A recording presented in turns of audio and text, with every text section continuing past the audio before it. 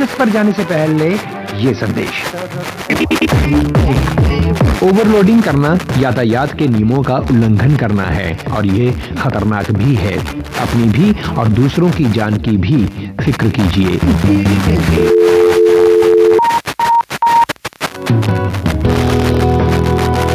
कभी ना कहना सीखा है?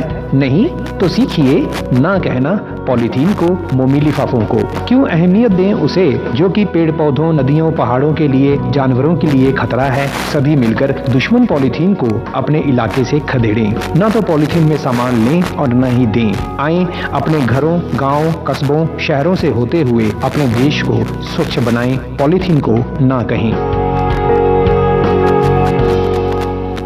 और अब चलते हैं शुभ प्रभात न्यूज डेस्क पर।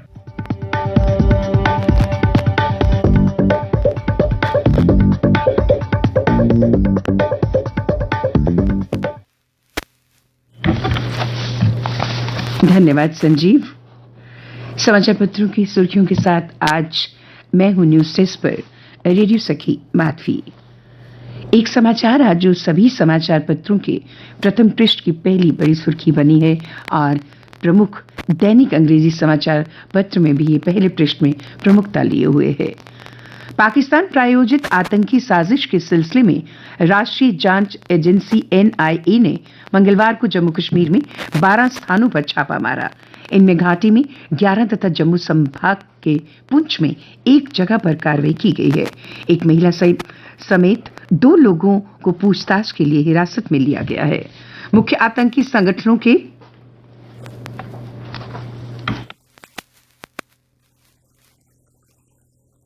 छदम नाम से संचालित संगठनों के कैडर व हाइब्रिड आतंकियों के परिसरों पर छापे मारे। पाकिस्तान से ड्रोन से भेजे गए सिटकी बम, IED, नकली नशीले पदार्थ पहुंचाने में इनकी संलिप्तता पाई गई।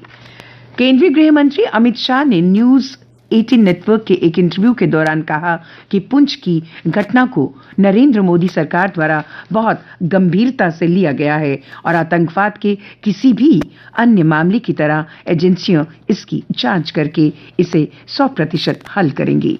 उनका इस अटैक के बाद से ये पहली बार रिएक्शन आया है। पुंछ में हुए इस हालिया आतंकी हमले में सेना के 5 अधिकारी शहीद हो गए थे। उन्होंने ये भी कहा कि सारा देश जानता है कि कश्मीर में अब आतंकवाद कम हो रहा है। उन्होंने कहा, हमने पुंछ में हुई घटना को बहुत गंभीरता से लिया है। नरेंद्र मोदी सरकार सत्ता में आने के बाद कश्मीर में आतंकवाद कम हो रहा है। इसी तरह हम इस मामले की 100% इसे सुलझा देंगे। ये समाचार प्रमुख दैनिक अंग्रेजी समाचार पत्र में प्रमुखता लिए हुए है। अंतर्राष्ट्रीय सीमा पर पाकिस्तान एक बार फिर घुसपैठ करवाने और सुरक्षा संस्थानों को निशाना बनाने की फिराक में है। ये इनपुट सुरक्षा एजेंसियों के हाथ लगे हैं। इसके बाद पठानकोट से लेकर जम्मू के रत्नुचक तक रेड अलर्ट जारी कर दिया गया है। सुरक्षा बलों के लिए विशेष हिदायतें जारी कर दी गई हैं। साथ ही कठुआ के आर्मी पब्लिक स्कूल में बुधवार यानी आज सुरक्षा कारणों से अवकाश घोषित कर दिया गया है। G20 शिखर सम्मेलन की बैठकों के लिए जम्मू कश्मीर की सुरक्षा जांच एजेंसियों ने सतर्कता बढ़ा दी है। इन बैठकों की सुरक्षा के लिए मार्कोस समुद्री कमांडो और NSG कमांडो को विशेष रूप से तैनात कर दिया है। ADGP मुकेश सिंह ने सभी हितधारकों के साथ मंत्रणा की कि फिदायीन हमलों और ड्रोन से निपटने के लिए विशेषज्ञ NSG टीमों को सभी स्थानों पर तैनात किया जाएगा। द केरला स्टोरी फिल्म पर सुप्रीम कोर्ट ने इसकी रिलीज पर रोक लगाने की मांग वाली याचिका व सुनवाई से इनकार कर दिया है।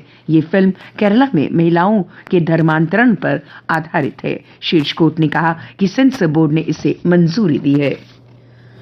प्रधानमंत्री नरेंद्र मोदी ने कांग्रेस के चुनावी घोषणा पत्र में बजरंग दल पर प्रतिबंध लगाने का वादा करने के लिए उस पर जमकर निशाना साधा। उन्होंने इसे भगवान हनुमान की पूजा करने वालों को ताले में बंद करने का प्रयास करार दिया। प्रधानमंत्री ने कहा, कांग्रेस ने पहले भगवान राम को ताले में बंद किया और अब वो जय बजरंग बली का नारा लगाने वालों को ताले में बंद करना चाहती है।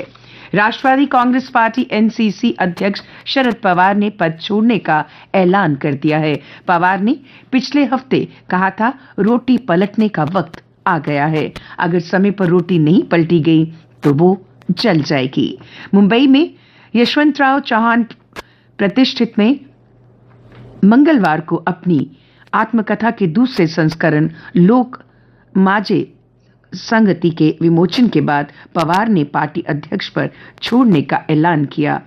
ये मुंबई में यशवंतराव चौहान प्रतिष्ठान में इसका फैसला लिया गया। और अब अन्य समाचारों के साथ मेरी साथी श्रुति। धन्यवाद माधवी। उत्तराखंड सरकार कर रही है किसानों को पौष्टिक अनाज पैदा करने के लिए प्रोत्साहित।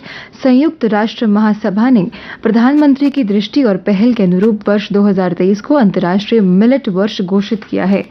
हिंदू धर्म में पूजनीय मां काली के विवादित पोस्ट पर यूक्रेन की उप विदेश मंत्री एमिन ज़ैपरोवा ने माफी मांगी। उन्होंने कहा कि यूक्रेन के लोग भारतीय संस्कृति का सम्मान करते हैं। पॉलीथीन विरोधी अभियान का दायरा बढ़ाते हुए जम्मू के मेयर राजेंद्र शर्मा ने मंगलवार को शेर Kashmir university of agriculture science and technology में कार्यक्रम आयोजित किया और घोषणा की कि वह जल्द ही जम्मू नगर निगम पॉलीथीन विरोधी अभियान को मजबूत करने के लिए मोबाइल ऐप लॉन्च करेगा। भारत में पहली बार दिखा ध्रुवीय ज्योतिपुंज अरोरा।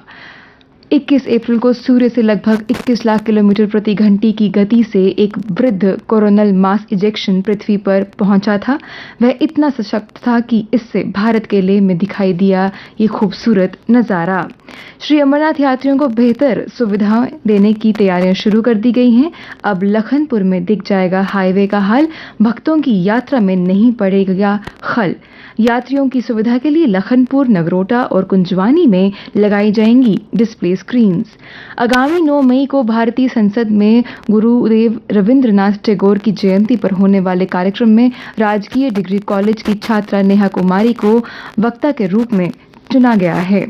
जम्मू कश्मीर खेल परिषद की सचिव नुजहत गुल ने कहा कि जम्मू कश्मीर सर्वश्रेष्ठ जिम्नास्ट और तलवारबाजों का घर है।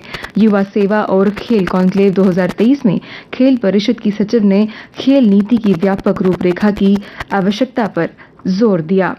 अब कुछ खेल समाचार। शतरंज की वैश्विक संस्था फिडे अंतर्राष्ट्रीय शतरंज महासंघ ने मई की रेटिंग जारी की, जिसमें भारतीय महिला grand master Ankita Agrawal 2428 rating पर पहुंच गई हैं और वह देश में तीसरे स्थान पर हैं। उनका कहना है कि वह विश्व चैंपियन बनने से पहले नहीं रुकेंगी। 10 साल बाद फिर जुबानी जंग में उलझे कोहली और गंभीर। दोनों क्रिकेटरों पर आईपीएल ने लगाया जुर्माना, काटी पूरी मैच फीस। गुजरात से पहली बार जीती दिल्ली, 5 रन से जीता रोमांचक मुकाबला। अमन खान का आईपीएल में पहला अर्धशतक आया कैपिटल्स के नाम। धरने पर बैठे पहलवानों ने मंगलवार को कहा कि न्याय के लिए अगर उन्हें भूख हड़ताल पर भी बैठना पड़े तो वह पीछे नहीं हटेंगे।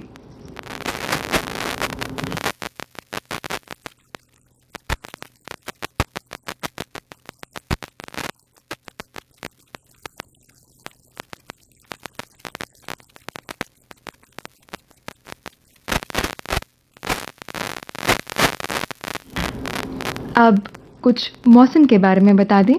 जम्मू कश्मीर के अधिकांश हिस्सों में मंगलवार को दूसरे दिन भी बारिश जारी रहेगी।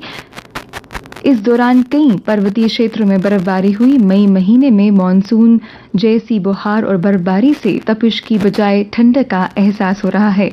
समाचार पत्रों के अनुसार जम्मू शहर के कुछ हिस्सों में आज भी बारिश रहेगी।